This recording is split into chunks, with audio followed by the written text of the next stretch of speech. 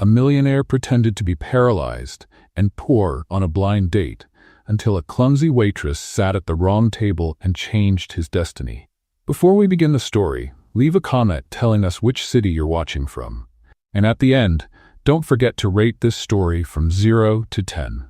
Enjoy the story. Oliver Wright adjusted the wheelchair he had borrowed for the third time that morning. He let out a deep breath, looking at his distorted reflection in the cafe window. A millionaire CEO pretending to be poor and paralyzed for a blind date. If anyone on the board found out, they would think he had lost his mind.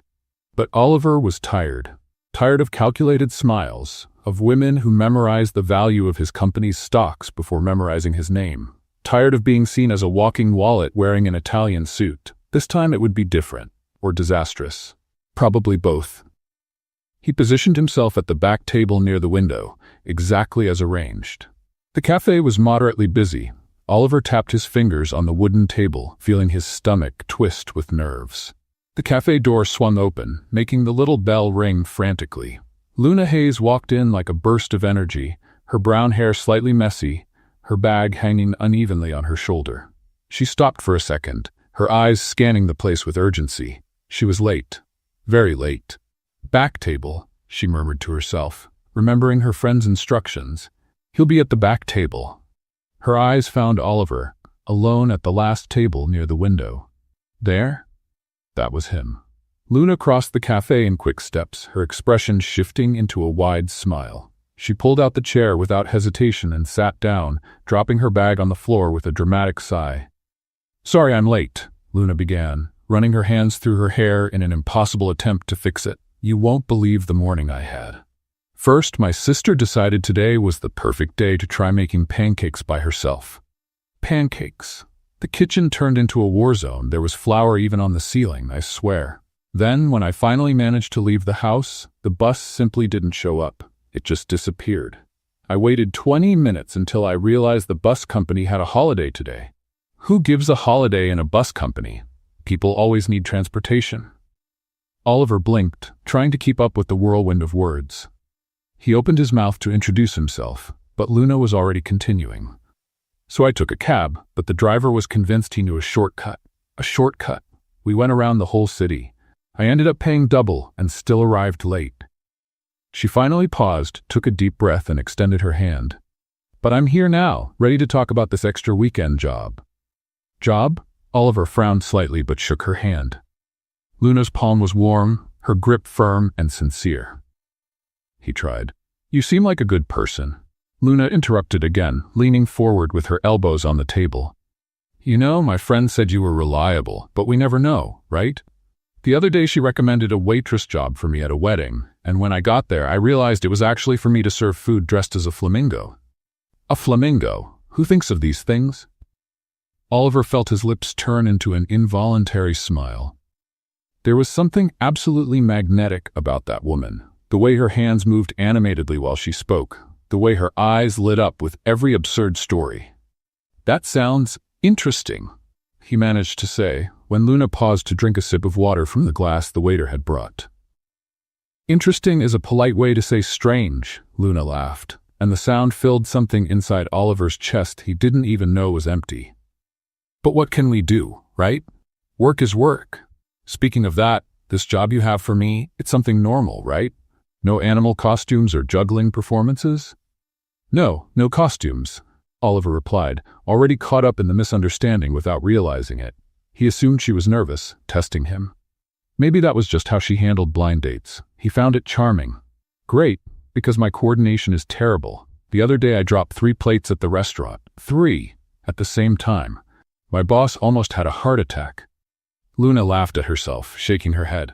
But hey, at least I can do the basics well. I'm punctual, except today, but you saw the reasons. I'm responsible, and I learn fast. Oliver was completely fascinated. It had been years since someone talked to him like that. With no hidden motives, no calculating looks measuring the value of his watch. Luna talked to him as if he were a normal person. What do you do for work? He asked, genuinely interested. I work at anything that comes my way, Luna said naturally. Morning and night at the restaurant, and on weekends I do some extra jobs. I have to keep the bills paid, you know? My younger sister is in school, and I promised my mother before she died that I would do everything so that girl could have a better life than ours." The sudden vulnerability in Luna's voice made Oliver's heart tighten. He knew corporate ambition, he knew business strategy, but that strength, that raw, honest determination, was something completely different. "That is admirable," Oliver said softly.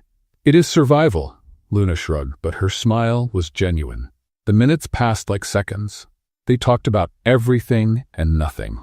Luna told hilarious stories from the restaurant, and Oliver laughed in a way he had not laughed in years. For a moment, he forgot about the wheelchair, forgot about the lie, forgot who he truly was. Until the cafe door opened again. A tall woman, perfectly dressed, walked in with the look of someone searching for someone.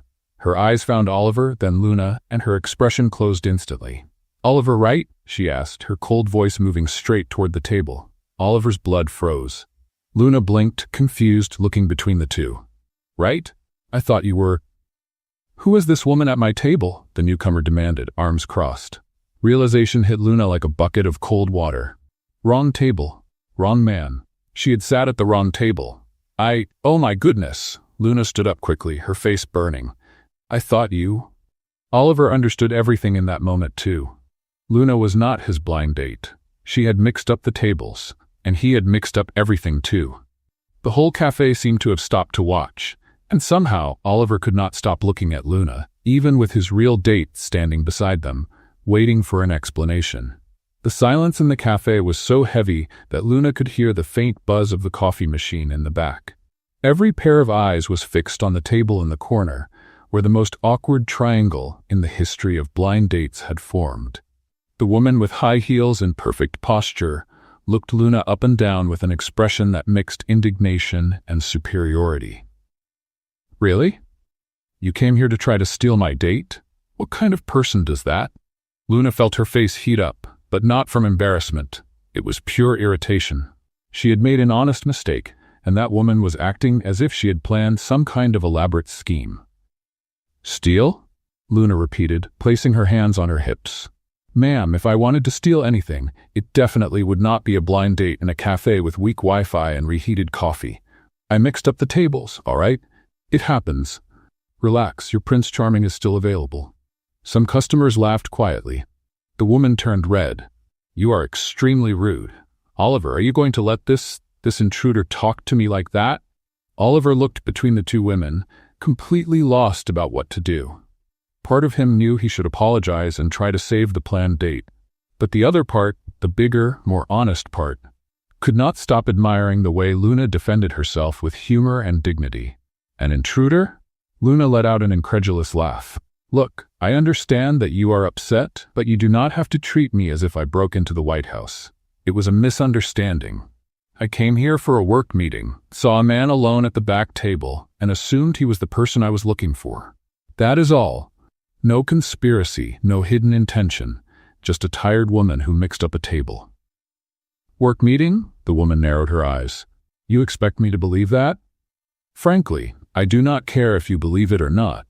Luna picked up her bag from the floor with a firm movement. "But let me give you some free advice. If you keep treating people this way, you will end up with many canceled dates. Good luck with your life, ma'am. You will need it." Luna turned to Oliver, and for a moment their eyes met. There was something there. A strange connection. An unexplained chemistry that had appeared during those minutes of confused conversation. "It was a pleasure meeting you, even by mistake," Luna said with a genuine smile. "Sorry for the confusion." She began to walk away, but Oliver found himself doing something completely impulsive. "Wait," he called, pushing the wheelchair toward her. Luna stopped, surprised. The other woman stood speechless. "Oliver, what are you doing?" But Oliver was no longer listening. For the first time in years, he was doing something he truly wanted, not something he was supposed to do. "You're right," he said to the woman from the date, keeping his tone polite but firm. "There was a misunderstanding, and I would rather keep talking to Luna if she doesn't mind." The whole cafe let out a collective gasp. Someone even applauded. The woman grabbed her purse in a sharp, offended motion, her face red with indignation. "This is ridiculous. You're choosing that strange girl instead of me?" "I am," Oliver replied simply. She walked out with heavy steps, slamming the door behind her. The little bell jingled in a way that was almost comical. Luna looked at Oliver, a mix of surprise and amusement on her face. "You just sent your date away because of me? Wow, I hope you don't regret that when you find out I'm really a walking disaster." Oliver laughed. "I think I'll take the risk. Want to go to that park nearby? Away from all the curious eyes?" Luna glanced around the cafe, where almost all the customers were still staring at them with interest. "Good idea. Let's go before someone takes a picture and this turns into a meme." A few minutes later, they were sitting on a bench in the nearby park. It was a simple place, with old trees offering generous shade and children running after pigeons. Oliver had positioned a wheelchair next to the bench where Luna sat. "So," Luna began, looking at him with genuine curiosity, "tell me something. Why would someone like you go on a blind date? You seem, I don't know, polite, interesting. Surely you don't need help meeting people." Oliver felt the weight of the lie on his shoulders. Sometimes it's hard to meet real people. People who see you for who you are, not for other things. "I get it," Luna nodded thoughtfully. "It's like when people find out you've got some money saved and suddenly everyone wants to be your best friend." Oliver almost laughed at the irony. If only she knew. Something like that. "And you? What's your story?" Luna sighed, stretching her legs out. "My story is simple and complicated at the same time. I work mornings at La Bella restaurant, and I take the afternoon shift too when they need me, and on weekends I take any job I can find. Serving at events, delivering orders. One time I even worked as a clown at a kid's party. Don't ask, it was traumatic for everyone involved." Oliver laughed, imagining the scene. "I support my younger sister, Mia. She's 15, and the reason I do all of this. Our mom passed away 3 years ago, and before she left, she made me promise I would take care of Mia. Give her the chances we never had. So that's what I do. I work until I drop, save every penny, and make sure that girl has everything she needs." Her voice was firm, but Oliver could hear the exhaustion beneath the determination. "That's amazing," he said sincerely. "You must be exhausted all the time." "Oh, exhausted is my natural state now," Luna joked. "But it's worth it. Mia is smart, funny, and has a bright future ahead. I just need to make sure she gets there." "And your dreams?" Oliver asked. "What do you want for yourself?" Luna stayed silent for a moment, watching the children in the park. "Honestly, right now my dream is paying the rent on time and maybe someday having a day off where I can sleep in without feeling guilty. Big dreams can wait. First I need to secure the basics." Oliver felt his chest tighten. This woman worked nonstop, sacrificed everything for someone she loved, and still kept her humor and lightness. It was something he rarely saw in his world of executives and board meetings. "You're amazing, Luna," he said softly. Luna looked at him, surprised, then smiled. "You're not bad either, mysterious guy who hasn't really told me what he does for a living." "I work with technology," Oliver answered, which wasn't exactly a lie. "Nothing too exciting. Everyone says that until I find out they program space rockets or something," Luna joked. They talked for more than an hour, losing track of time. Oliver couldn't remember the last time he had felt so comfortable with someone. Luna had a way of seeing the world that was both practical and hopeful, and her humor made even her hardest stories feel lighter. When they finally said goodbye, they exchanged phone numbers. "It was strange, but it was nice," Luna said with a smile. "Thanks for choosing to talk to me, instead of going after Miss High Heels." "Best decision I've ever made," Oliver replied. And it was true. Luna walked to the bus stop, waving one last time before getting on. Oliver watched until the bus disappeared around the corner. The bus rattled along the road, and Luna rested her head against the window, a soft smile still playing on her lips. It had been a crazy day, but somehow it had been good. Very good. But when she got off at the stop near her building, reality hit hard. Stuck to the door of her apartment, impossible to ignore, was a yellow paper. An eviction notice. Luna felt her stomach twist. She tore the paper from the door quickly, folded it, and slipped it into her pocket before any neighbor could see it. Inside the apartment, she found Mia in the living room doing homework. "Hi, how was the work meeting?" Mia asked, looking up with a smile. "It was interesting." Luna forced a smile, hiding the tension. "I'm going to make dinner, all right?" In the kitchen, while she prepared pasta, the cheapest and easiest meal they had, Luna took the paper out of her pocket and read it again. 3 months late, 15 days to move out or settle the debt. She did the math in her head. What she earned barely covered basic expenses and Mia's school. There was nothing left to cut. They were already living with the bare minimum. She needed more work. Fast. The next morning, Luna woke up before sunrise, made breakfast for Mia, and left home with a list of addresses. Stores, restaurants, cafes, anywhere that might be hiring. Sorry, we're not looking for anyone right now. Do you have sales experience? No? Then it won't work. We can call you if something comes up. All the answers were variations of the same thing. No. At the 10th place, a small cafe downtown, Luna was already starting to lose hope. Please, she said to the manager, a middle-aged man with a tired expression.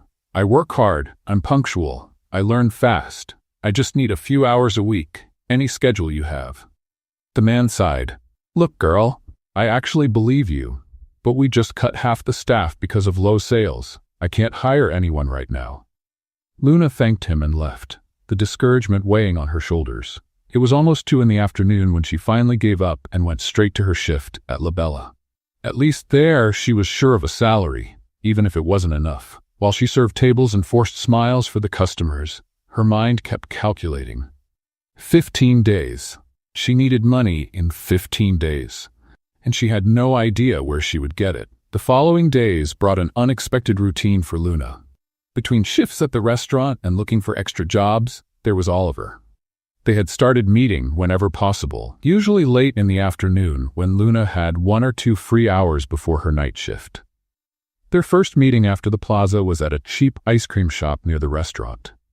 Luna ordered the most affordable flavor and laughed when Oliver did the same. You know you can choose 2 flavors for the same price, right? She pointed to the menu. But you only ordered 1, Oliver replied. Touché, Luna licked the vanilla ice cream, smiling. Let me tell you about my day. You're gonna laugh. There was a customer today who swore he ordered ribs, but when I brought them, he said he asked for chicken. Fine, I took it back. Then he complained the chicken was dry. I brought another one. Then he said he actually wanted fish. Fish? In the end, do you know what he ate? A salad. A simple salad that wasn't even on the original order. Oliver laughed so hard he almost dropped his ice cream. Was he testing you? I think he was testing my patience, and spoiler, I almost failed. Luna rolled her eyes dramatically. But then he left a generous tip, so I forgive the 5 trips I made to the kitchen. On their next meeting, they walked through a flea market. Oliver pushed the wheelchair with ease, and Luna commented on every stall with sharp humor. Look at that lamp, she pointed at an object that looked like it had survived several decades. I bet if you turn it on, it opens a portal to the 70s. It probably comes with disco music and bell-bottom pants. You have an amazing imagination, Oliver said, impressed. That's what happens when you can't afford Netflix. We make up our own stories, Luna joked, but there was a truth there that Oliver understood. On their 3rd meeting, they were sitting on a bench by a small lake. Luna was talking about a kitchen disaster at the restaurant where the chef had confused salt with sugar in an entire sauce.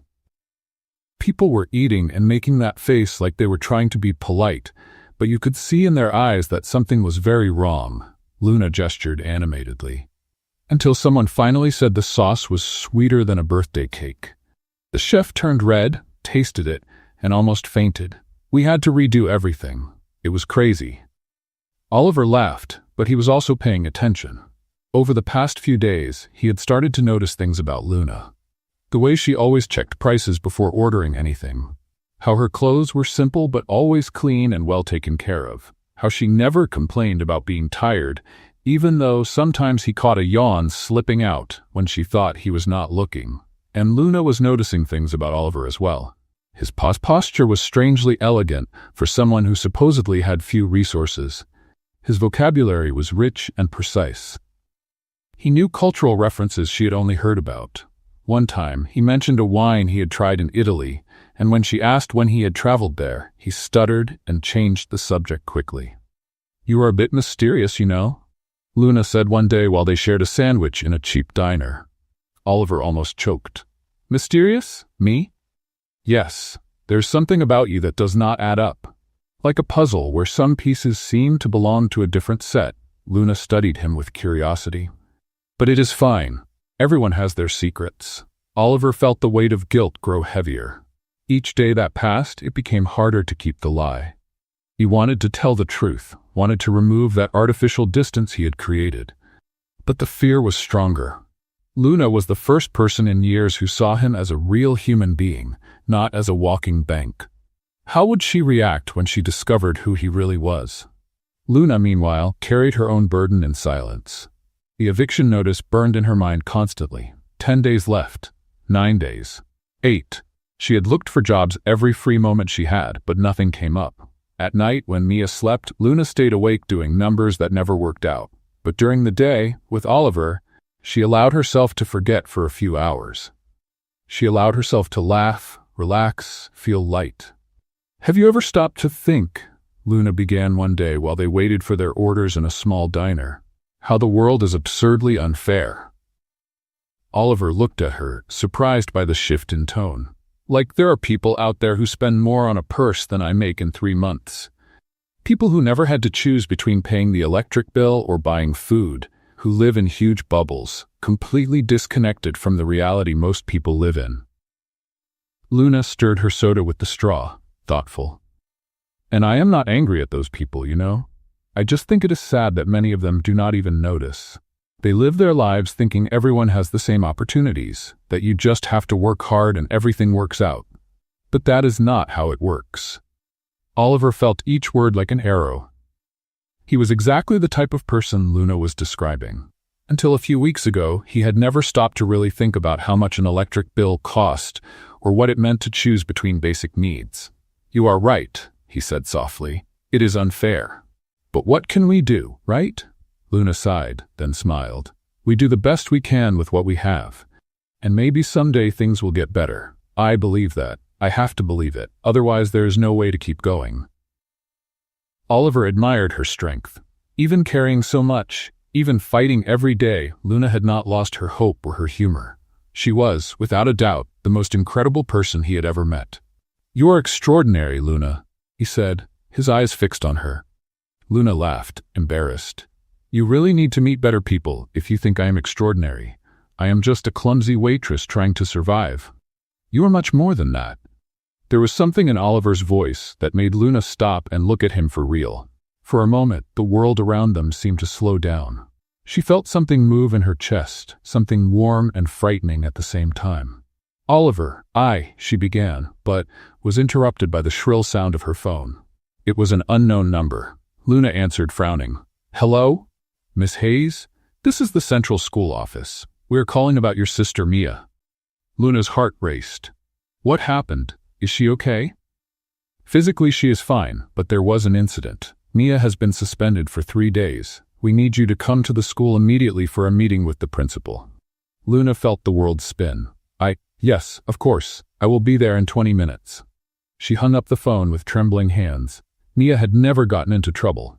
Never. She was a great student, responsible, never gave any reason for concern.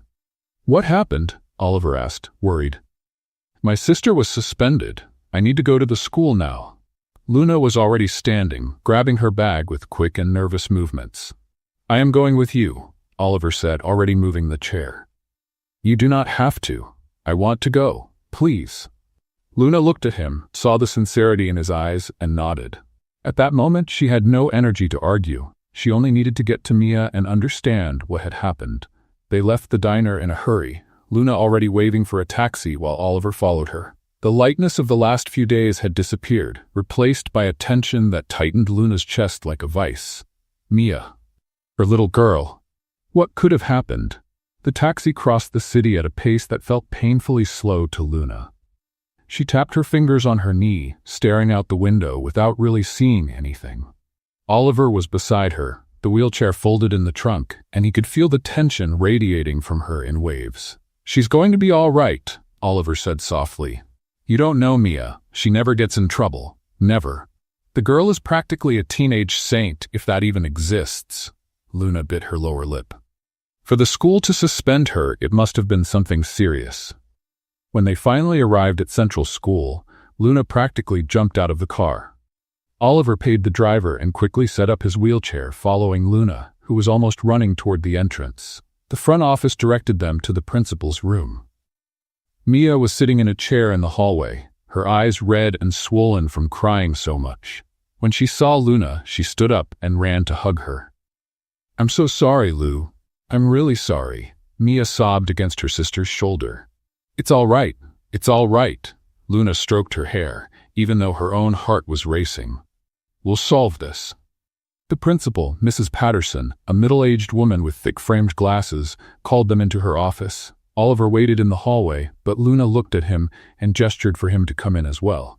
"Miss Hayes, thank you for coming so quickly," the principal began, sitting behind her desk. "We had a serious incident today during lunch." "What exactly happened?" Luna asked, keeping her voice steady even though she was shaking inside. The principal sighed. "Mia got into a heated argument with 3 classmates. According to witnesses, the other girls were making comments about your financial situation." Luna felt her face heat up. Mia began to cry again. "They said my clothes were from a thrift store," Mia sniffed. "They said we were poor and that I should stop pretending I had money to be in that school, that I was only here because of a scholarship, and that I was taking the place of someone who really deserved it." Luna's heart broke into 1,000 pieces, but she stayed composed. "And what did you do, Mia?" "I said they didn't know anything, that you work harder than their spoiled parents put together, that our situation doesn't define who I am or what I can achieve." Mia wiped her tears. Then one of them laughed and said, "You probably couldn't even pay the rent." And I lost my patience. I yelled at them. I said things I shouldn't have said. Mia pushed one of the girls, the principal added. "We have 0 tolerance for physical aggression." "She pushed me first," Mia protested. "She got close to me and pushed me against the locker." "The other girls deny that," the principal said, but her tone suggested she wasn't fully convinced. Luna took a deep breath. Oliver watched, fascinated, as she processed everything, her expression shifting from worry to determination. "Mrs. Patterson, with all due respect, my sister has been at this school for 2 years. She has never, not once, gotten into trouble. She has excellent grades, participates in activities, she is a model student. Do these other girls have a record of exemplary behavior as well?" The principal hesitated. "Well, one of them has had a few warnings for bullying. So let me understand." Luna leaned slightly forward but kept a respectful posture. "My sister was provoked, possibly pushed first by girls with a history of problems, defended herself, and she's the only one being suspended?" "The school rules are clear. The rules should protect all students equally," Luna interrupted, but her voice remained calm. "Mia shouldn't have to listen to cruel comments about our situation. We didn't choose to be poor, Mrs. Patterson. We work hard every day. And my sister deserves to be here just as much as anyone else." There was a moment of silence. The principal adjusted her glasses, clearly impressed by the way Luna had stood her ground without losing respect or composure. "You're right," the principal finally said. "I will review the case. The other girls will also be called in with their parents. Mia will still have a suspension, but it will be only 1 day, not 3, and we will introduce a discussion about respect and inclusion with the entire class." Luna nodded, satisfied. "Thank you for listening. That is all I ask." When they left the school, Mia hugged Luna again. "You were amazing in there. You were brave for standing up for yourself." Luna kissed the top of her sister's head. "But next time, try using words instead of pushing, all right?" "Okay," Mia agreed, then noticed Oliver for the first time. "Hi, are you Oliver?" Oliver smiled. "Yes, I am. Nice to meet you, Mia." "Luna talks about you," Mia said, making Luna turn red. "Oh, she does?" Oliver looked at Luna with an amused smile. "Just basic things, like that you exist. Nothing important," Luna said quickly. "Shall we go home?" Luna's apartment was small but clean and welcoming. There were photos on the walls, plants by the window, and a feeling of home that surprised Oliver. He had seen multi-million-dollar houses that felt empty and without soul. This place, even though humble, had life. "Sorry about the mess," Luna said, even though the place was perfectly organized. "It is great," Oliver replied sincerely. Luna prepared a simple dinner, pasta with homemade sauce and salad. During the meal, Mia began to relax, and Luna returned to her usual funny self. Let me tell you about the customer we had last week, Luna began, her eyes shining. The man ordered a well-done steak. Fine. I brought the steak. He looked at it, cut it, chewed it, and said it was too well done. Too much. How can something be too well done when you ordered well done? Oliver laughed. What did you do? I asked if he wanted me to go back in time and ask the cow to exercise a little more so it would be softer, Luna answered with a straight face. My boss almost killed me, but the customer laughed and said the steak was actually great. Mia burst out laughing. You did not say that. Yes, I did. Sometimes you have to answer nonsense with nonsense. Oliver laughed so hard that tears ran down his face. It had been such a long time since he felt this way. Light, happy, part of something real. After dinner, while Mia was in the bedroom doing her homework, Oliver tried to bring up a delicate subject. Luna, I know you value your independence, but if you ever need help with anything at all, I would like to be able to help. Luna stopped putting the dishes away and looked at him. Oliver, you are kind, but I do not need charity. It is not charity. It is friendship. Friends help each other. Friends also respect when the other says they can handle things on their own, Luna said firmly, but not unkindly. I know you want to help, and I truly appreciate that, but accepting money or favors, that changes things. I need to know I can take care of myself and Mia with my own strength. Oliver admired her strength, but he also felt frustration. If she knew who he really was, if she knew he could solve all her problems with one phone call, but at the same time, it was exactly that independence that attracted him so much. Luna did not want a savior. She wanted to be her own hero. I understand, he said finally. But the offer still stands, always. Luna smiled and gently touched his hand. Thank you. When Oliver left that night, he felt more divided than ever. The lie about who he was weighed more and more. But the fear of losing Luna weighed even more. The next morning, Luna woke up early for her extra weekend shift at a department store. It was a job she had gotten a few months earlier, only on Saturdays and Sundays, but it helped increase her income. When she arrived, she found the manager at the door with a worried expression. Luna, can we talk? 20 minutes later, Luna was back on the street without the job. The store was making cuts and weekend employees were the first to go. Luna leaned against the building wall, closing her eyes. 6 days to pay the rent, one less job, and no idea how to fix it. For the first time in a long time, Luna felt the pressure threaten to break her. But she took a deep breath, straightened her shoulders, and began walking. Giving up was not an option. It never had been. She just needed to find the next step. Luna spent the rest of that Saturday walking around the city, entering every place that had a "Now Hiring" sign in the window. By the end of the day, her legs hurt and she had a collection of "We will keep your resume on file" that meant absolutely nothing. When she arrived at La Bella restaurant for the evening shift, she found her boss, Mr. Morrison, taking inventory in the stockroom. Mr. Morrison, she began, trying to sound casual, do you think it would be possible for me to take some extra shifts? Maybe on Sunday mornings too?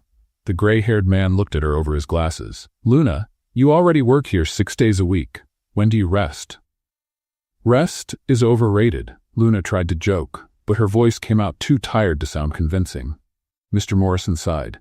Look, I'd give you more hours if I could, but we're already fully staffed. In fact, if sales don't pick up, I might have to cut hours, not add them. Luna felt her stomach twist, but she forced a smile. I understand. It's okay. Meanwhile, on the other side of the city, Oliver was in his home office. The computer screen displayed financial reports, but his eyes couldn't focus on the numbers. His mind was completely occupied with Luna. The phone rang. It was Jack, his best friend and the company's vice president. You disappeared, Jack said bluntly. You skipped 3 meetings this week. What's going on? Oliver rubbed his face. I met someone. Let me guess, you're still pretending to be poor and in a wheelchair? It's complicated, Jack. It's a lie, Oliver. That's what it is, Jack sighed on the other end. Look, I get why you started this. I really do. But secrets have an expiration date, and the longer you let this go, the worse the fallout will be. I know, she's different, Jack. She's real. And I'm afraid that if she finds out who I am, everything will change. So you'd rather build an entire relationship based on lies? Oliver had no answer for that. In the days that followed, Oliver and Luna kept meeting whenever they could. Oliver noticed that Luna seemed more tired, more tense, even though she tried to hide it. He wanted so badly to help her, to take that weight off her shoulders, but he knew she would refuse. And each day, the lie grew heavier. One Wednesday afternoon, they met at the park where they had talked for the first time after the cafe incident. The sun was beginning to set, painting the sky with shades of orange and pink. Luna was sitting on the bench, looking at the lake, and Oliver noticed she seemed lost in thought. "A penny for your thoughts," he said gently. Luna smiled, but it was a tired smile. "My thoughts aren't worth even that.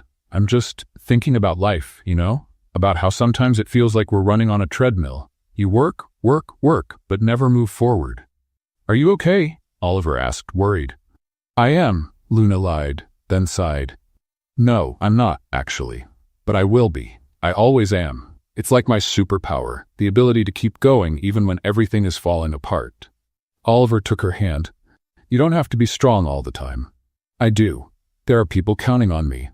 They stayed quiet for a moment, just watching the ripples on the water. "Can I tell you something?" Luna finally said, her voice lower. "I'm scared." "Of what?" "This, us," she looked at him. "It's been so long since I let anyone get close. I built these huge walls because it's easier not to feel than to risk getting hurt. But you're getting past those walls without even trying, and that terrifies me." Oliver's heart pounded. "Luna, Let me finish," she gently interrupted. "I like you, Oliver. A lot. In a way I didn't expect. And it's scary because I can't afford to get distracted, to fall in love, to put my heart on the line. But at the same time, when I'm with you, for the first time in a long time, I feel light. As if for a few moments I can just be Luna. Not the provider, not the responsible one, just me." Oliver felt a rush of emotion so strong it almost knocked him over. Without thinking, he leaned in and kissed her. The kiss was soft, full of unspoken promises and deep feelings. When they pulled away, they were both breathless. "Luna Hayes," Oliver said, his voice rough with emotion. "Would you be my girlfriend?" Luna blinked, surprised, then laughed, a genuine happy sound. "You're asking me to date you?" Just like that, out of nowhere. In the middle of the park? "I am, and I know it's fast, but I don't want to waste time. Life is too short not to chase what makes you happy." Luna looked at him for a long moment, and Oliver could see the conflict in her eyes, fear battling desire. "Yes," she finally said, a slow smile spreading across her face. "But let's take it slow, okay? I need time to get used to this whole having someone thing." "All the time you need," Oliver promised, and he almost told her everything in that moment. He almost told her about the money, the company, the wheelchair lie. But fear held him back. The fear of seeing that smile disappear. The fear of losing her. "I'll always be by your side," he said instead, and felt the weight of the lie grow even heavier. They stayed in the park until the sun had completely set, talking about everything and nothing, stealing occasional kisses like teenagers. For the first time in weeks, Luna allowed herself to forget her worries. For the first time in years, Oliver felt truly connected to someone. When they finally decided to leave, it was already night. They walked through the lit streets, Luna pushing Oliver's wheelchair in a relaxed way, laughing at a silly story she was telling about a customer who had tried to pay the bill with expired discount coupons. He had like 100 coupons, all from 2019, Luna gestured animatedly, and when I said we couldn't accept them, he was offended. He started quoting laws that I'm sure he made up on the spot. It was funny and embarrassing at the same time. Oliver laughed, completely charmed. "How do you handle that and still stay sane?" "Who said I stay sane?" Luna joked. "I just pretend very well." That was when Oliver noticed a man on the other side of the street with a large camera. The man was looking right at him, and when their eyes met, the photographer lifted the camera. Flash. Oliver's heart stopped. "What was that?" Luna asked, having also noticed the flash. "I don't know," Oliver lied, watching the man cross the street quickly and disappear into a car. But he knew exactly what it was. A paparazzi, someone who had recognized him, and that meant his time was running out. The truth was about to come out, whether he wanted it or not. Luna looked in the direction the man had gone, confused. That was strange. Why would someone take our picture? "He probably confused us with other people," Oliver said, trying to keep his voice casual, even though his heart was racing. Luna shrugged, accepting the explanation, but Oliver could barely breathe. The house of cards he had built was about to collapse, and he had no idea how to stop it. Oliver barely slept that night. Every time he closed his eyes, he saw the flash of the camera, heard the click that marked the end of everything he had built with Luna. At 5 a.m, he gave up trying to sleep and grabbed his phone. 3 messages from Jack, all with links to the same article. His stomach twisted even before opening it. Millionaire CEO Oliver Wright seen with mysterious woman, screamed the headline. The photo showed him and Luna on the street, she pushing the wheelchair, both of them smiling. It looked like an innocent image, but the text that came with it was devastating. After weeks away from the social scene, billionaire TechVision CEO Oliver Wright was photographed in an intimate moment with an unidentified woman. Sources close to him speculate about who the new companion of the city's most desired bachelor might be. Oliver threw the phone onto the sofa and covered his face with his hands. It was over. Everything was over. He needed to reach Luna before she found out. He needed to be the one to tell her. Needed the chance to explain.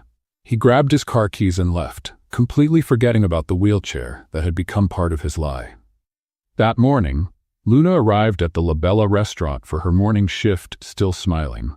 For the first time in weeks, she had woken up with something other than worries on her mind. She had a boyfriend. It was scary and wonderful at the same time. "Good morning, everyone." She greeted the staff with more energy than usual. Diane, one of the older waitresses, looked at her with a strange expression. "Luna, did you see the newspaper today?" "Newspaper? Who still reads printed newspapers?" Luna joked, tying her apron.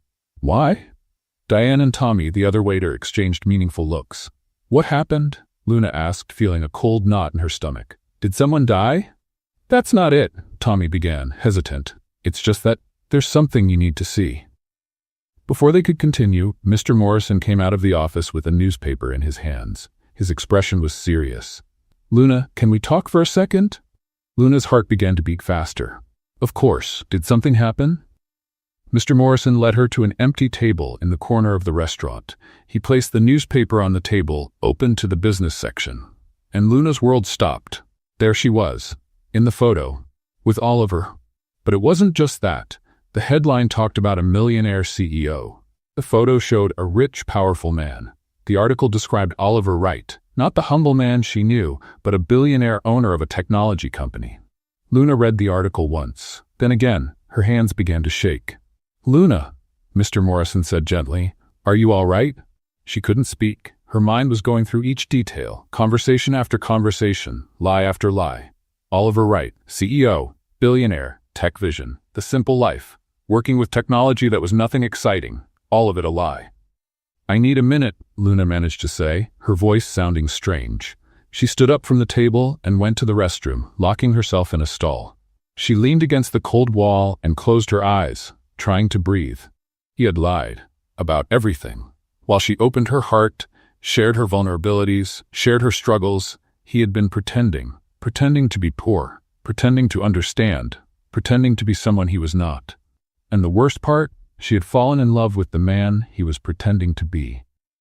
Luna wiped the tears that started falling before she even realized she was crying. No, she was not going to fall apart at work. She was not going to give him that power over her.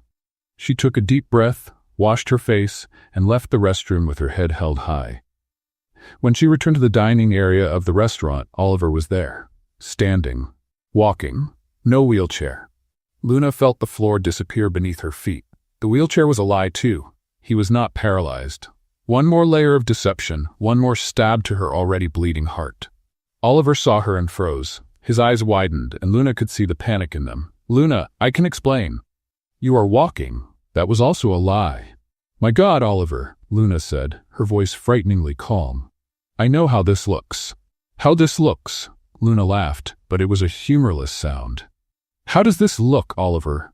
Or should I call you Mr. Wright, CEO of TechVision? A billionaire who was having fun pretending to be poor and in a wheelchair?" The other employees in the restaurant had stopped working, watching the scene with a mix of shock and curiosity. "It was not like that," Oliver took a step toward her, but Luna stepped back.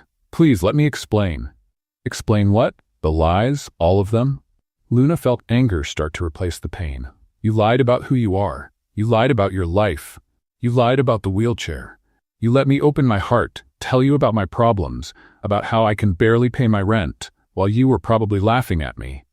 Luna, I never wanted to hurt you. But you did, Luna shouted, and tears finally began to run freely. You made a fool out of me, Oliver. I trusted you. I opened my life to you. I told you things I never tell anyone, and everything was one big lie. What I felt for you was never a lie, Oliver said, his own voice breaking. Luna, please, I was afraid. Afraid that if you knew who I really was, you would not see me as a person anymore. You would see me as money, as an opportunity. So you tested me? Luna interrupted, stunned. You tested me like I was some kind of experiment? You had no right to do that to me. I know, and I am sorry. Sorry is not enough. Luna wiped her tears in anger. You had so many chances to tell me the truth. Yesterday, at the park, when you asked me to be your girlfriend, you could have been honest, but you chose to keep lying. And do you know what is worse? I said I was afraid of getting hurt, and you promised to be by my side. You made me believe I was safe with you. You are safe. I am not. Luna shook her head. How can I be safe with someone who lied about literally everything? How can I trust a single word that comes out of your mouth? Oliver took another step, reaching out his hand. Luna, please. No, Luna stepped back again. Do not come near me. Do not touch me. Do not make this harder than it already is. Luna, it is over, Oliver, Luna said, each word costing a piece of her heart. Whatever we had, it is over. You are not the person I thought you were, and I cannot stay with someone I do not trust. Please do not do this, Oliver begged, tears now also streaming down his face. Give me a chance to fix this, a chance to be honest. You had weeks of chances, Luna said, her voice becoming steadier even as the tears fell. And you chose the lie every time. I have nothing left to give you, Oliver. You broke anything that could have existed between us. Luna, I need you to go, Luna said, turning so she would not have to look at him. And do not come back. Do not look for me. Do not try to call me. Let me forget you. It is the least you can do after everything. I love you, Oliver said, desperate. I know I have no right to say that now, but it is true. I love you.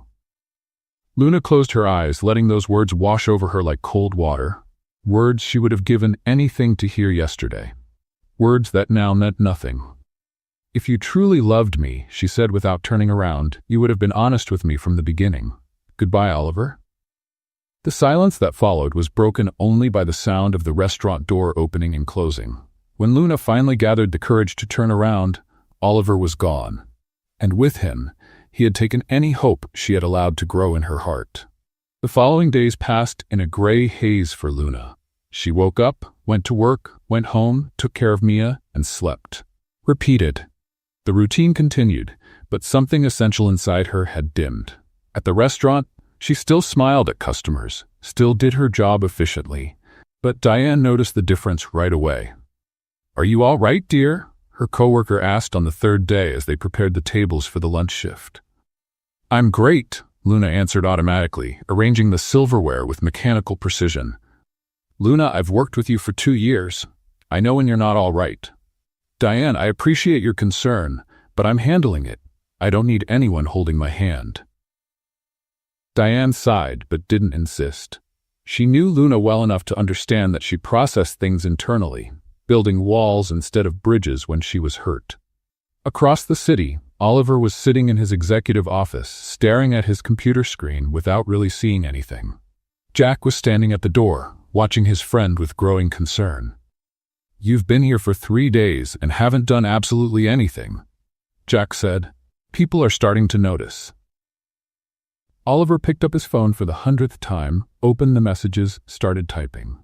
Luna, I'm so sorry. Please let me explain. Deleted. I know I messed everything up, but what I felt for you was real. Deleted. I just want you to know that. Deleted. You need to go to her, Jack said. She asked me not to look for her.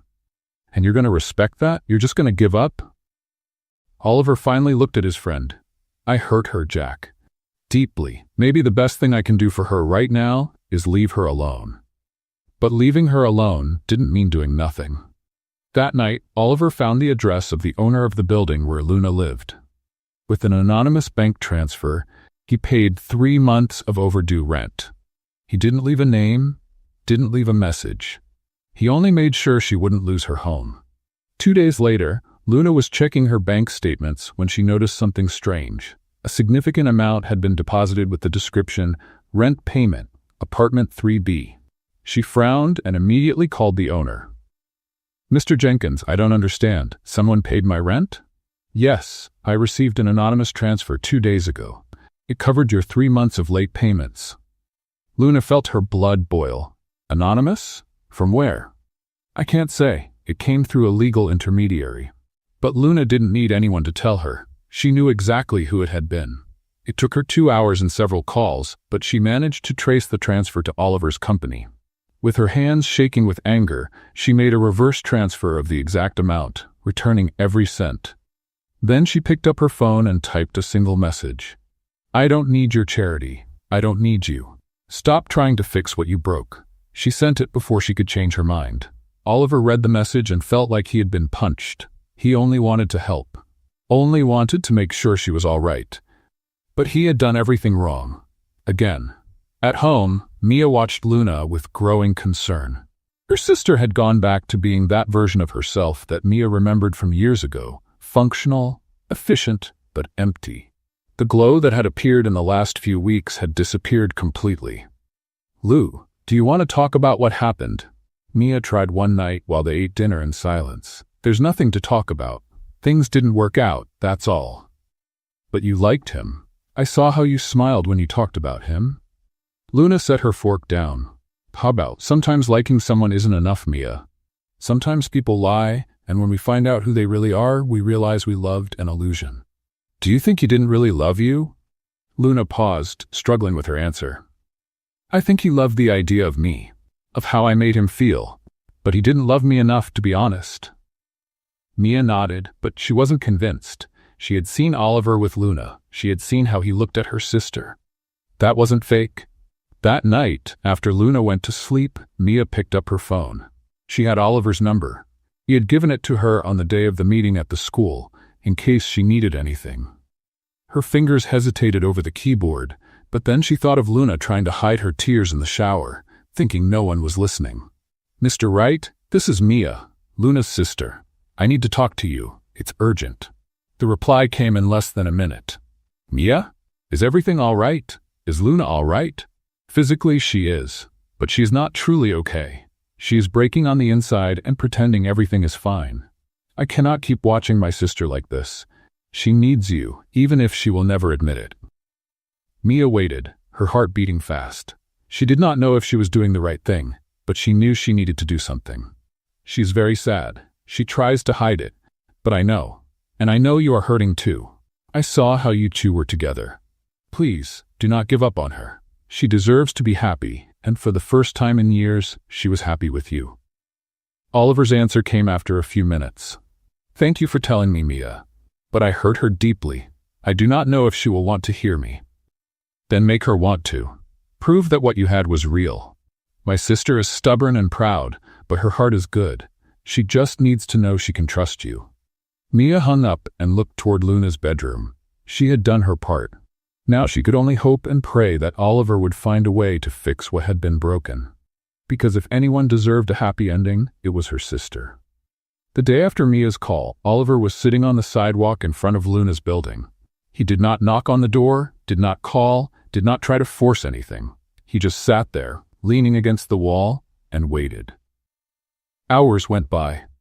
People entered and left the building, some looking at him with curiosity, others with suspicion. Oliver did not move. Inside the apartment, Luna was preparing dinner when Mia looked out the window and froze. "Lou, there is someone sitting on the sidewalk in front of the building." "Probably someone homeless. Leave him alone," Luna said, stirring the pasta sauce. "I do not think he is homeless. I think it is Oliver." Luna's spoon stopped in the air. "What?" She went to the window and looked down.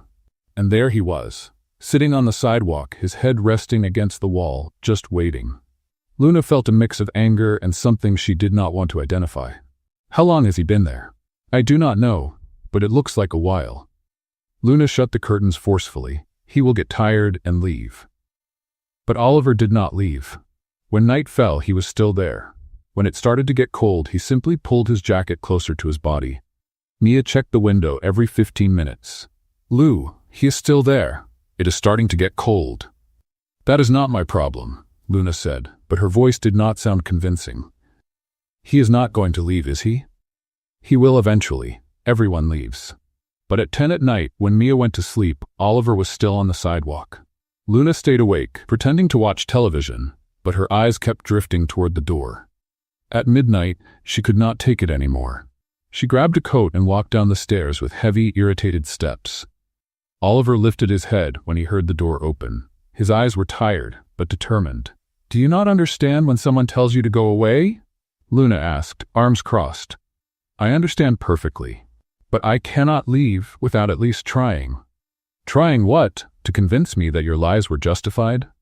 No, they were not. Oliver stood up slowly, his muscles stiff from sitting so long. I have no excuse, but I do have an explanation if you want to hear it. Luna looked at him, at the man who had turned her world upside down. Part of her wanted to send him away again. But another part, the part that still hurt when she thought of him, wanted to listen. 5 minutes, she said finally. You have 5 minutes. Oliver nodded, grateful. When I was 23, I met a woman. I thought I was in love. I told her about the company I was starting, about my plans. She seemed genuinely interested in me. When the company took off and the money started coming in, she became even more interested. I thought it was love. But then I discovered she was selling company information to competitors. Everything was a lie. She only wanted money. Luna felt something tighten in her chest, but she said nothing. After that, it happened again and again. Women who said they loved me, but only wanted access to my bank account. I closed myself off. I stopped trusting. And when I met you at that cafe, completely by accident, you treated me like a normal person. You did not know who I was. You did not want anything from me. And for the first time in years, I felt seen. So you decided to lie to keep that feeling? Luna asked, her voice softer than before. I was afraid, Oliver admitted, tears now in his eyes. Afraid that if you knew the truth, everything would change, that you would start seeing me as money, not as Oliver. And the more time passed, the harder it became to tell you. Because the more I knew you, the more I loved you, and the more I feared losing you. But you lost me anyway, Luna said quietly, because you chose the lie. I know, and I'll regret that for the rest of my life. Oliver wiped his tears. Luna, I'm not asking you to forgive me right now. I'm not asking you to go back to how things were. I'm only asking for a chance to start over. For real this time. No lies, no masks, just Oliver and Luna, getting to know each other honestly. Luna felt her defenses begin to crack. You hurt me, a lot. I know, and I don't know if I can trust you again. I know, but I want to try. I want to prove I deserve your trust. Luna stayed silent for a long moment, then sighed. I still feel something for you. I don't know if it's love or just what's left of something I thought was love, but it's there. Oliver took a hesitant step toward her. Then give me a chance. It doesn't have to be a big one. Just let me try. Luna looked at him, really looked. She saw the vulnerable, frightened, regretful man. And she also saw the man who had made her laugh, who had listened to her stories, who had made her feel special. Let's talk, she finally said. No lies this time. They sat on the building's front steps. And for the first time, they talked for real. Oliver told her about his childhood, the pressure of building the company, the loneliness of being surrounded by people, but never truly connected. Luna told him about her mother, about taking responsibility for Mia when she was only 20, about the constant fear of not being enough. Mia isn't my biological sister, Luna revealed after a while. We have different fathers. My mom married her dad when I was 8. He was complicated. He drank, disappeared for weeks. When my mom found out she was sick, she made me promise I'd never let him take Mia. Why would he take her? Oliver asked. I don't know. He never cared about her when my mom was alive. But Luna was interrupted by the sound of heavy footsteps. A man was walking up the sidewalk toward the building. He stopped when he saw Luna, a strange smile forming on his face. Luna, long time. Luna's blood ran cold. Richard. I came to get my daughter. Luna jumped up from the steps so fast she almost stumbled. Her whole body tensed, instinctively positioning itself between Richard and the building's entrance. You're not getting anywhere near her, Luna said, her voice low but steady. Richard took a step forward, and Luna noticed something different. Better clothes, combed hair, and almost respectable appearance.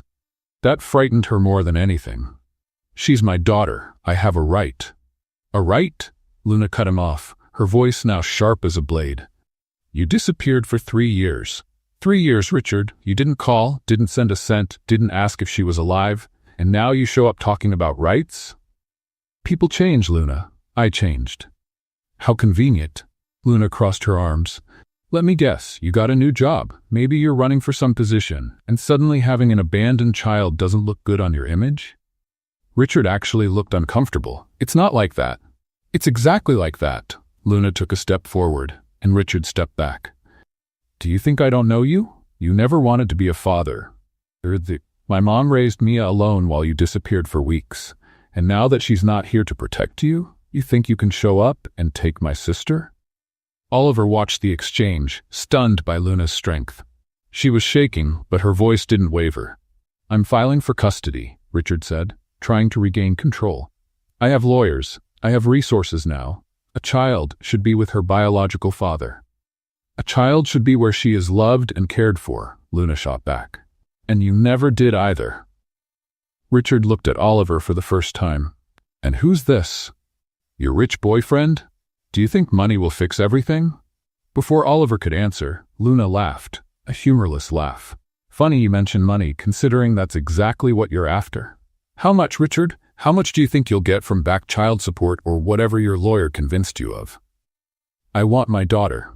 No, you want the appearance of being a father, but Mia isn't a tool for your reputation. She's a person, and she deserves better than you. Richard gave Luna one last look, then looked at the building. See you in court, he said, turning to leave. When he disappeared around the corner, Luna finally let her knees give out. She sank onto the steps, her hands trembling. Oliver sat beside her. Luna.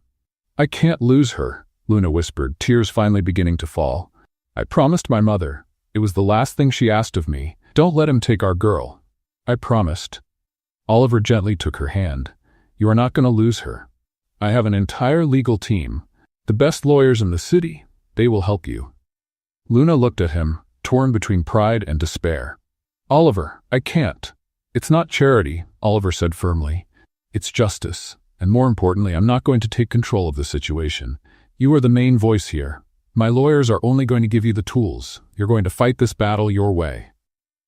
Luna studied his face, searching for signs that he was trying to take over, trying to save her again. But all she saw was genuine support. All right, she finally agreed. But I make the decisions. All of them. In the following days, Luna met with Oliver's legal team. They were professional but respectful, listening to every word she said and following her instructions. Richard abandoned Mia, Luna explained at the first meeting. I have records showing he never paid a single cent to support her. Never visited, never called. My mother left me as her legal guardian before she passed away. The lead attorney, a woman named Helen, took notes carefully. And you have documentation for that? I have everything. Every conversation, every medical record where I was present and he wasn't, school reports signed by me. 3 years of proof that I am the only mother Mia knows. When the hearing was scheduled, Luna was nervous but prepared. Oliver wanted to go with her, but Luna asked him to wait outside. I need to do this on my own, she said, but knowing you're there helps. The courtroom was intimidating, but Luna walked in with her head held high. Mia was beside her, holding her hand tightly. Richard was on the other side with his lawyer, looking far too confident. The judge began by hearing Richard's case. His lawyer spoke about changes in his life, financial stability, the natural right of a father to be with his daughter. Then it was Luna's turn. She stood, looked directly at the judge, and spoke with a clarity that even surprised herself. Your Honor, I don't have the wealth Mr. Richard has. I don't have a big house or a fancy car. What I do have are 3 years of sleepless nights when Mia was sick. I have school meetings where I was the only one there. I have tears dried and dreams encouraged. I have love, dedication, and the promise I made to my mother that Mia would always have a home." She turned toward Richard. "You say you've changed, but change is proven through actions, not through words in a courtroom. Where were you when Mia had pneumonia and spent a week in the hospital? Where were you when she won the award for Best Student of the Year? Where were you at every birthday, every Christmas, every moment she needed a father?" Richard had no answer. Luna continued, her voice growing stronger. "Family is not about blood. It's about who shows up, and I showed up every day for 3 years, and I will keep showing up for the rest of my life." The hearing lasted hours, with witnesses, documents, statements. But in the end, the judge brought down the gavel. Custody remains with Luna Hayes. Mr. Richard may request supervised visitation if he wishes to establish a relationship with the child, but I see no reason to remove the child from a stable and loving environment.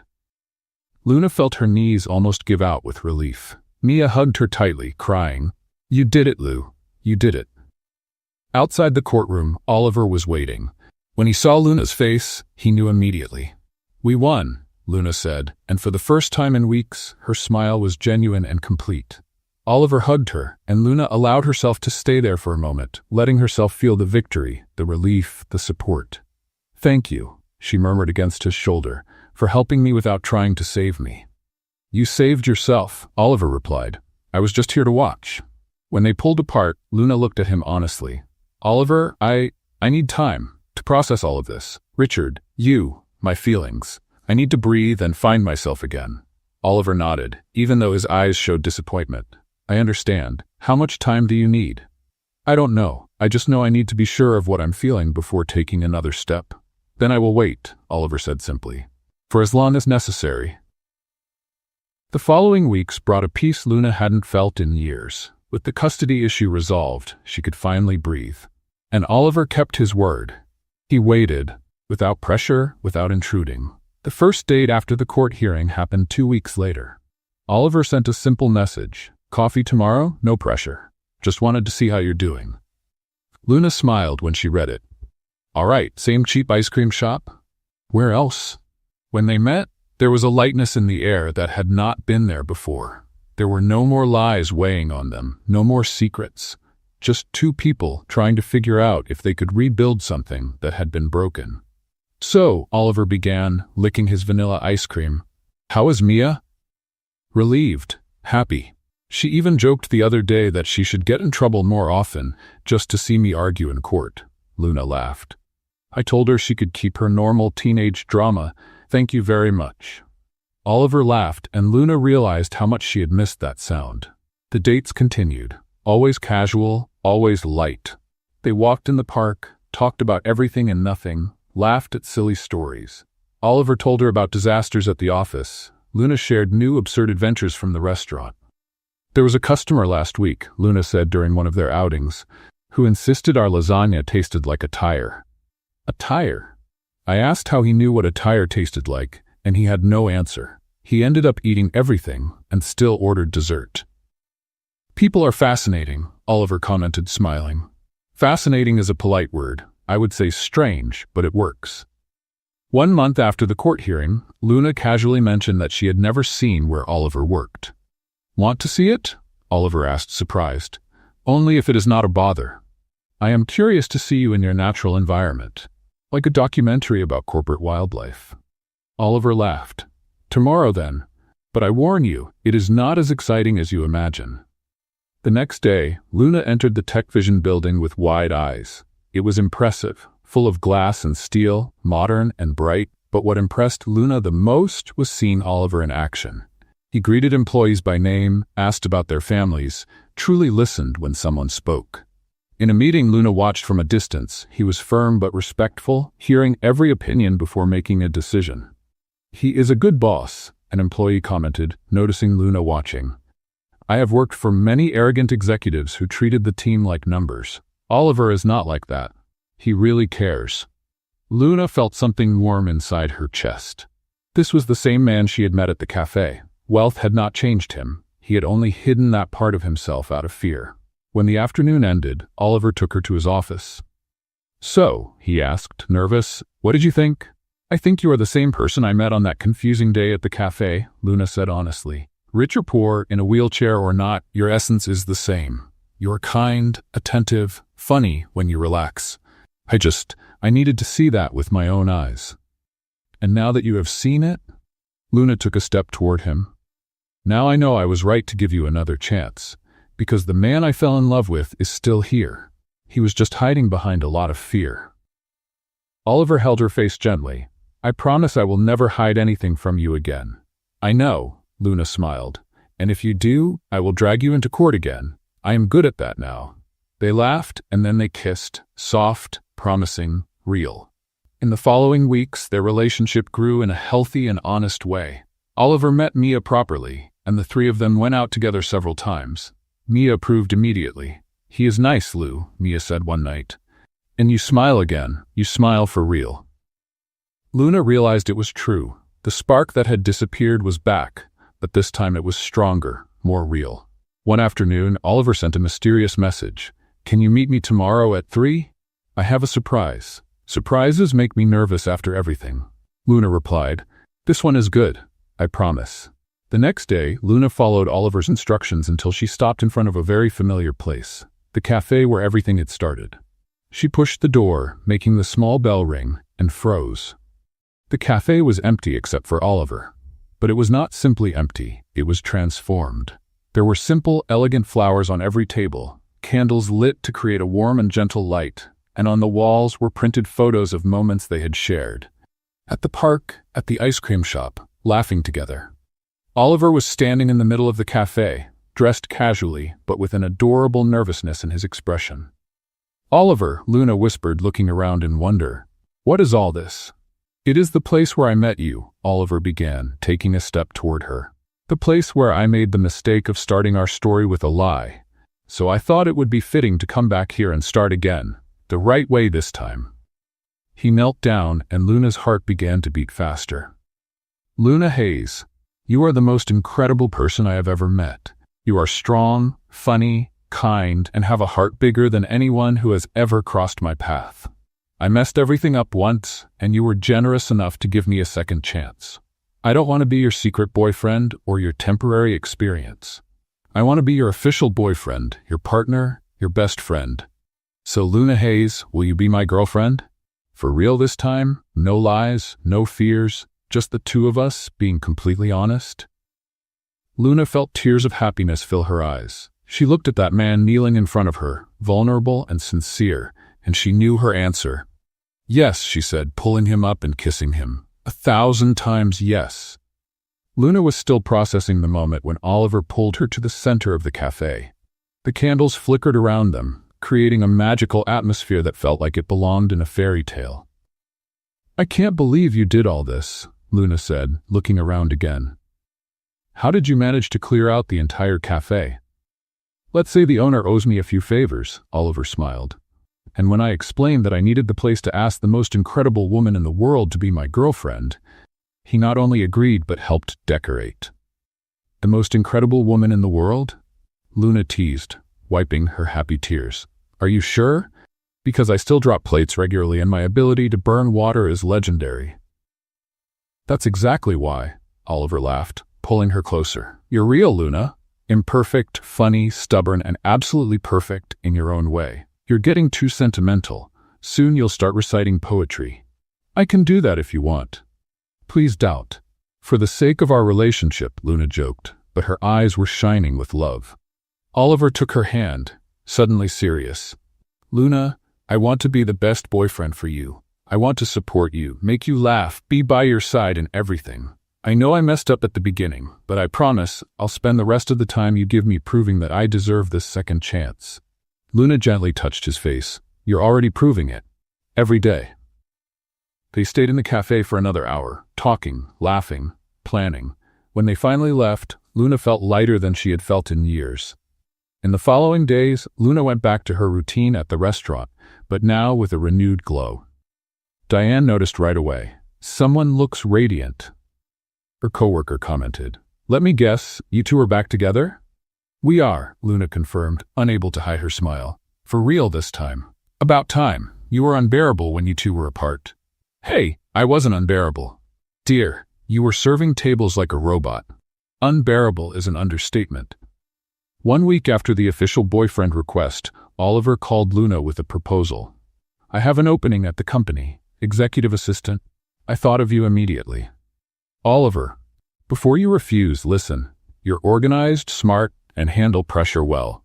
You would be perfect for the position. And yes, I know we're dating, but that has nothing to do with the offer. You really would be good at the job. Luna bit her lip, tempted but hesitant. I don't know. People will think I only got the job because I'm with you. Then don't tell anyone we're together, at least not at the beginning. Do the interview like any other candidate. If you're chosen, it's on your own merit. Luna considered it. The idea of working in just one place, with regular hours and benefits, was tempting. All right, but I'll do the real interview. With HR, without you involved. Deal. 3 days later, Luna was sitting in the waiting room at TechVision, wearing her best interview outfit, a white blouse and black pants she had bought at a thrift store. There were 3 other candidates waiting, all of them looking extremely qualified. When it was her turn, Luna entered the interview room with fake confidence. The interviewer, a woman named Karen, gave her a professional smile. Miss Hayes, welcome. Tell me about your experience. Luna took a deep breath and began. She talked about years working in customer service, about managing multiple tasks under pressure, about dealing with difficult personalities and unexpected situations. And how would you handle a demanding boss? Karen asked. Luna smiled. Well, I've worked with customers who tried to pay with 2019 coupons and others who thought lasagna tasted like rubber. I think I can handle anything.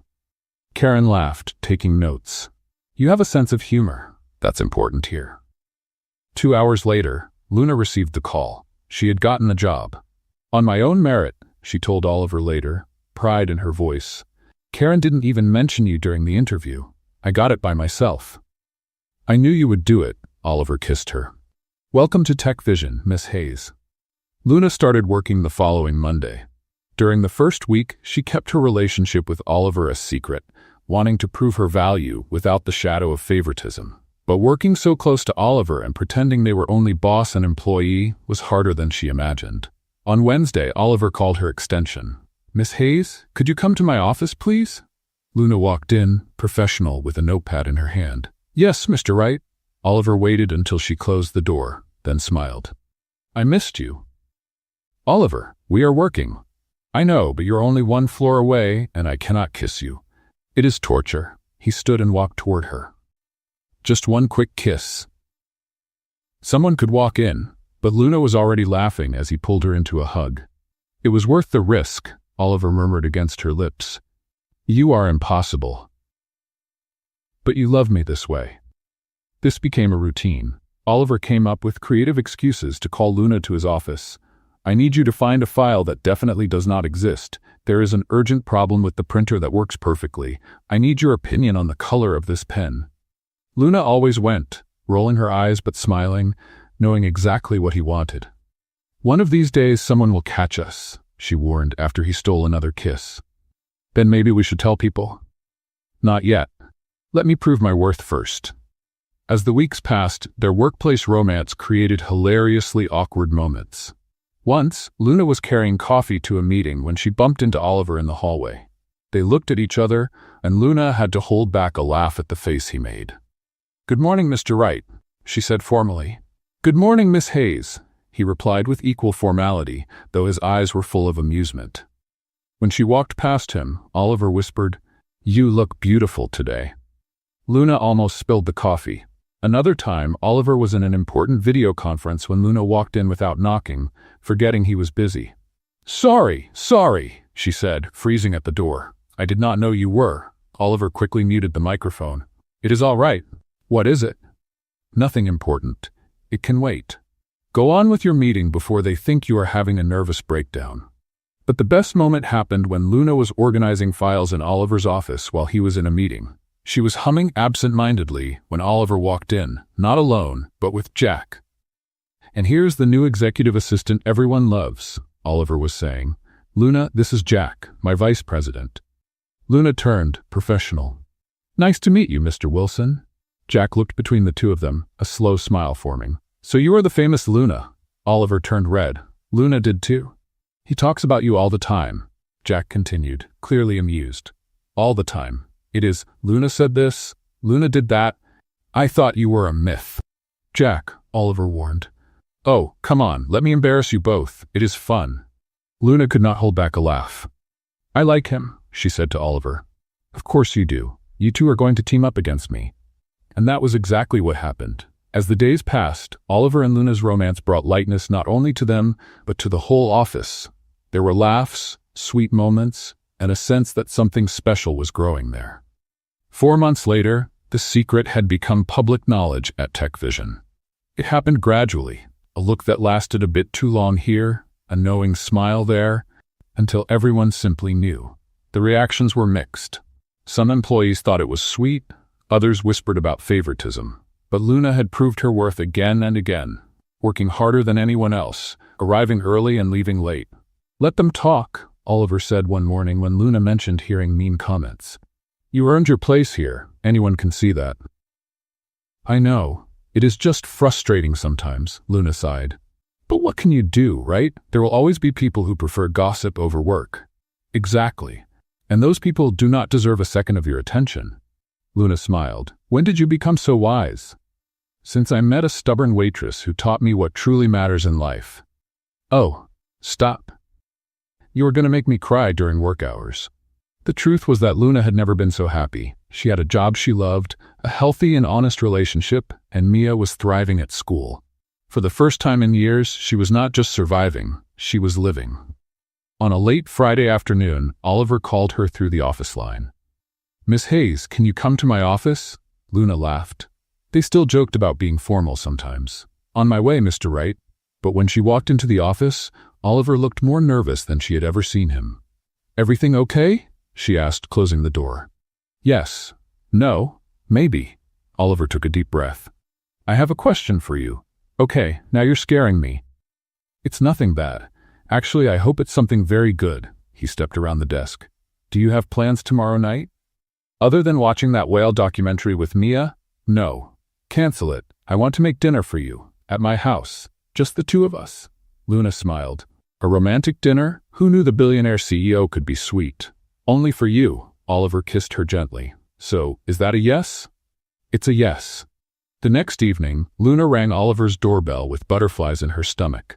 She had worn something nice, a simple green dress that Mia had insisted was perfect. Oliver opened the door, and Luna had to hold back a laugh. He was wearing an apron that said "Kiss the Cook," with flour on his face. Don't laugh, he warned. Cooking is harder than it looks. You look adorable, Luna stepped inside, glancing around. The house looked beautiful, with candles everywhere and soft music playing. Seriously, Oliver, this is amazing. Wait until you see dinner. Or better yet, wait until you taste it. Can't promise it's edible. But it was. Oliver had made homemade pasta, salad, and even dessert. They ate while laughing and talking about everything. Future plans, dreams, funny memories. Remember when we met? Luna said, sipping her wine. I sat at the wrong table. You were pretending to be paralyzed, that furious woman. It was the most disastrous date in history. It was perfect, Oliver corrected. It was exactly what it needed to be. Chaotic, confusing, and completely unforgettable. Romantic. Who knew you had that in you? After dinner, Oliver led her to the garden. There were fairy lights hanging from the trees, creating a magical atmosphere. Luna, Oliver began, holding her hands, these past months have been the best of my life. You've taught me about honesty, strength, and loving without fear. You made me want to be a better person. Oliver, let me finish before I lose my nerve, he said with a nervous smile. I started our story the wrong way, with lies and fear. But you gave me a second chance, a chance to start over and build something real. And I don't want any more new beginnings. I want forever. Oliver knelt down, pulling a small box from his pocket. Luna covered her mouth, tears already forming. Luna Hayes, will you marry me? Not because I have money or work in a fancy office, but because I love you. Because you make my days better just by being in them. Because I can't imagine my life without you. Luna was crying and laughing at the same time. Did you rehearse that speech? About 20 times. Was it terrible? It was perfect, you silly man. Luna pulled him up. And yes, I want to marry you. Oliver slid the ring onto her finger. Simple, elegant, exactly her style, and they kissed under the fairy lights, with the world feeling perfect in that moment. The next 2 months were a delightful whirlwind. Mia was more excited than anyone, helping with every detail of the wedding. "There have to be yellow flowers," she insisted. They were Mom's favorite. "Then we'll have yellow flowers," Luna said, touched. They kept the wedding small and intimate. Only close family and dear friends. No extravagance, no excess, just love and celebration. The morning of the wedding arrived sunny and perfect. The chosen venue was an outdoor garden, simple but beautiful, with an arch covered in yellow and white flowers. Luna was in the preparation room with Mia, who was helping her adjust the dress. It was a simple, flowing white dress that made her feel like herself, just a more beautiful version. "You look beautiful, Lou," Mia said, her eyes shining. "Mom would be so proud." Luna hugged her sister carefully, not wanting to wrinkle the dress. "I wouldn't have made it here without you." "Of course you would. You're the strongest person I know. It's easier to be strong when you have someone by your side." The music began. It was time. Mia and Luna walked together down the improvised aisle between the chairs. The guests stood, but Luna only had eyes for Oliver, who was at the altar with tears in his eyes and the biggest smile she had ever seen. When they reached the altar, Mia kissed Luna's cheek and took her seat in the front row. Oliver took Luna's hands, and both of them were trembling with emotion. The officiant began the ceremony, but soon they reached the part that truly mattered. The vows. Oliver went first. "Luna, I promise to always be honest with you. I promise to support you without trying to control you. I promise to make you laugh even on the bad days. I promise to be your partner in everything, and I promise to love you with everything I am, every day, for the rest of my life." Luna wiped her tears before she began. "Oliver, you taught me that it's possible to start over, that mistakes don't define who we are, but what we do after them. I promise to trust you. I promise to share my fears and my joys. I promise to be your best friend, your partner, and your greatest supporter. And I promise to love you with patience, respect, and all the honesty in my heart. I now pronounce you husband and wife," the officiant said, smiling. "You may kiss the bride."